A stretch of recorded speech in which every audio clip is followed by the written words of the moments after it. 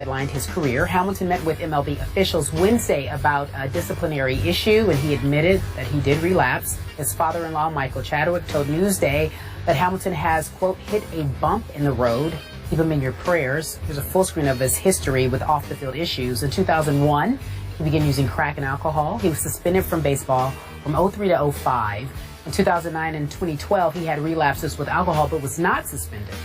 Roy Silver, one of his closest friends, was asked if he should step away from the game. Here's what he had to say. Absolutely, absolutely. He needs to get his life back in order. Even 3 years ago, I told Josh that you might want to consider retirement. Seems like he's struggling with things. When you've been given 3, 4, and 5 chances and it's still not working, it's best to say, this is it. His life isn't over, but his baseball career should be. Strong. Skip Bayless, your reaction. This is a tough one to talk about because I don't know Josh. I'm not close to his situation, so I'm shooting a little bit from a distance here. But my gut feeling is that that close friend is correct, that Josh Hamilton should walk away from baseball. Unfortunately, that would be walking away from a couple of years left on a deal that pays him $25 million per year. He's in a contract with the Angels now that was 5 years, $125 million. But this is why my mom, who's been sober for many years now, remains sober, would tell you today, if you called her and asked her, she'd say, I'm a recovering alcoholic, because this is why. He's always going to be a recovering, I think he has alcohol and drug problems. And he's just one sip away from going completely over the deep end. And apparently that happened here of late. And when he's gone off the deep end, he's really gone off the deep end. He's used every kind of drug if you read all the past. And it always seems to build up and his dam breaks when the pressure and expectation mount to a level that he cannot cope with anymore. He was your basic high school bonus baby, high pick, can't miss prospect. And all of a sudden, as the pressure rises, he's supposed to rise quickly up the minor league ladder. Next thing you know, he's using whatever it was, heroin, or, he just went completely nuts. And I always thought he was at his best on his roads back through Cincinnati and then up to Texas because the expectations were very low. He has extraordinary ability, just extraordinary size, power, arm, speed. He had the whole big 5-tool package. And with it came 5-tool pressure and expectation.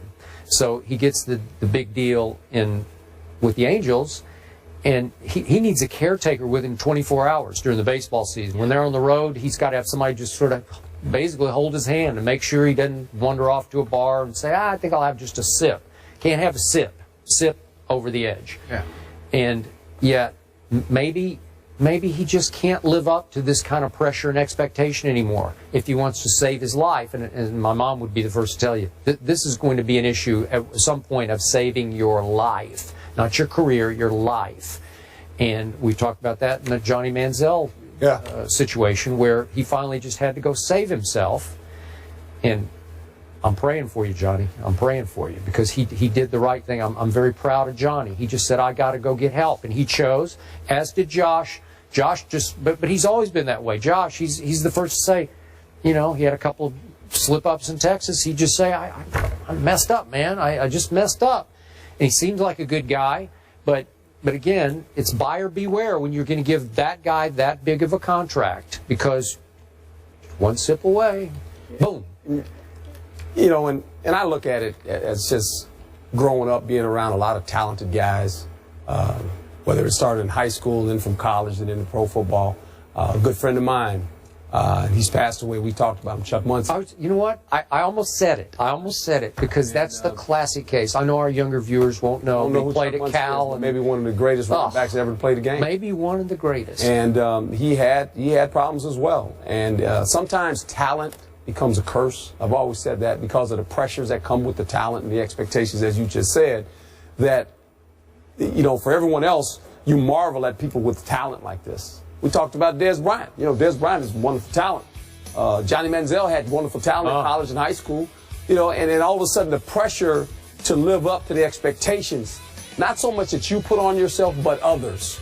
Because we love to put this on talented players. We want to live through them and say, look what this guy can accomplish. And we start talking about guys in the past that had this type of talent and what they, so all of a sudden now you feel compelled because of kind of the platform we put you on to always feel like I got to reach that. Yeah. And you can't handle it. You have no one to turn to talk to you about this. And then all of a sudden you get into what you say, you become addicted to something. And for these guys, we've seen the history of this in sports. It happens in Hollywood as well. I mean, people that are under the spotlight, so bright, they can't handle it, and they need an outlet. A release. And sometimes this is the outlet that obviously, I don't know this young man. I know he's very talented. I watch him. I said, wow, this guy. And for a person that sits afar, they go, well, how could he do that? It's hard. It's really hard. I grew up with guys that drank and smoked pot. Mm-hmm. I chose not to. I didn't want the feeling of that. Mm-hmm. Yeah, I didn't want to feel like that. Now, I don't know what it feels like, but I watched them and they went, they're having a lot of fun, but I went, I don't know if you could control that. Mm-hmm. I always wanted to be in control of me. I wanted to make decisions where I was, clear focus, can make decisions. I didn't need to go somewhere else. Now, some people have to do that. And that's not, I'm not putting them down, but some people need releases to do things, and sometimes they go to drugs and they go to, things they need to escape from the pressure. Yes. They need to anesthetize themselves at night. That's hard. After I hope this guy gets it right because he's a wonderful talent. Yeah. He's fun to watch play baseball. I don't know if you remember, but a few years back, Home Run Derby, Yankee Stadium. Oh. Josh Hamilton on a display of power. I'm not McGuire. He was Mark McGuire-esque at Fenway Park back in the day when he won his Derby. Ooh. Josh Hamilton. We're playing for him. That's what I'm going to do. Right. That. Josh on Hamilton, my list. Johnny Manziel, even Josh Gordon. We wish them all the best of luck as they struggle with this. When we come back, we're talking about Judge David Doty has overturned NFL arbiter Harold Henderson's denial of Adrian Peterson's appeal, clearing the way for the Vikings running back's possible reinstatement. The league had banned Peterson through at least April 15th, or his involvement in a child abuse case. Doty ruled Thursday that Henderson simply disregarded the law of shop and in doing so failed to meet his duty under the CBA. Peterson's case now goes back to the CBA process. The NFL called Doty's decision a victory for the rule of law, due process, and fairness. The NFL has filed an appeal of the decision to the 8th Circuit Court of Appeals. And Peterson's Vikings have said the following: Adrian Peterson is an important member of the Minnesota Vikings, and our focus remains on welcoming him back when he is able to rejoin our organization. Today's ruling leaves Adrian's status under the control of the NFL, the NFLPA, and the legal system, and we will have no further comment at this time. All right, so the NFL has filed an appeal of that decision, Coach. What do you think the NFL should do now? We need to make a decision because this has gone on long enough, especially for Adrian Peterson. Now, he put himself in this situation, as well as the Minnesota Vikings. They didn't handle it very well early, and now they're trying to come back and say he's a part of our family. I hope Adrian stays there, but we don't know that. And right now, I don't even think the Vikings can talk to him at this point. No. So he's still in limbo, and we're trying to figure. And free agency is about to hit, and I think if you're an organization, you want to know what's about to happen as well. You want to have some closure on this going forward. Do they want Adrian Peterson back? Yes. Do they have his rights? Yes. Yes. Does Adrian Peterson have the ability to leave? No, because the Minnesota Vikings own his rights, and there lies the problem. But this guy is well accepted in the locker room. What he did, obviously, no one sitting here is saying that it was okay, because it was not. All right. No. But going forward, I think the league, somebody needs to get this thing done so there's closure, because everybody wants to know. We're talking about a guy right now that is in a situation where emotionally he probably feels like they didn't handle it right. Now, this is where the head coach comes in. This is where the head coach, Coach Zimmer, wants him back. And he understands, I've got to talk to this guy to try to bridge the emotions that took place. All right, with the agent had a falling out of it. That has nothing to do with the player. Trust me, that happens all the time. And that's why agents are agents and players are players. But as the head coach, you want to have the ability to talk to Adrian Peterson sooner than later. Mm-hmm. Try to get this thing resolved. I hear everything you just said. My final takeaway, and Kerry already pointed this out, it's going to appeals now. And this thing's going to go on and on and on.